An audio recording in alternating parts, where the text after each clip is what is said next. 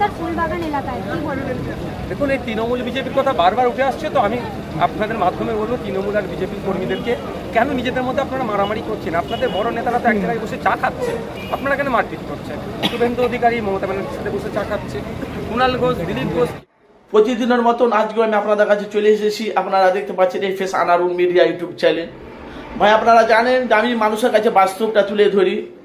যে আপনারা জানেন যে কলকাতা ফুলবাগানে বিজেপি তৃণমূলের হামলা আক্রান্ত হয়েছে তৃণমূলের কর্মী।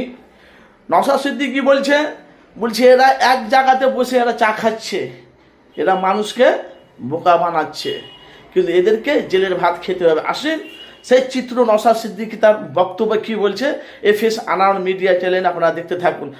কর্মী দুদিনের মাথায় তার বোনের মাথা ফাটিয়ে দেওয়ার অভিযোগ তৃণমূলের বিরুদ্ধে। ঘটনাটি কলকাতার ফুলবাগান এলাকায়, কি বলবেন?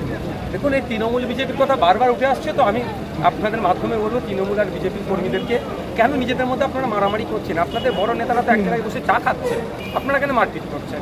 শুভেন্দু অধিকারী মমতা ব্যানার্জির সাথে বসে চা খাচ্ছে, কুণাল ঘোষ, দিলীপ ঘোষ কেক কাটছে, তাহলে নিজেদের মধ্যে কেন মারামারি করছেন?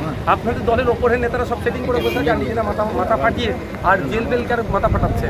তো ওপর নেতাগুলোকে দেখুন আর গণতন্ত্রকে প্রতিষ্ঠিত করুন, কারণ আজকে নেতা আছে, নেতার হাত কাঁধে আছে, কালকে থাকবে না, কিন্তু জেলের ভাত খেতে হবে যারা অন্যায় করছে। মালদা হাবিবুর থানার আইসি হুমকি দিচ্ছেন বিজেপি নেতাকে, ভাইরাল অডিও সরালো কমিশন, কি বলবেন? এখন ব্যাপারটা হচ্ছে কিছু কিছু পুলিশ প্রশাসনের লোক, কিছু সবাই নয়, এতটাই বাস্ট হয়ে গেছে, তৃণমূলের ব্লক প্রেসিডেন্টের মতো কাজ করছে। কিছু থানাকে ব্লক অফিস বলে হিসাবে চালাচ্ছে।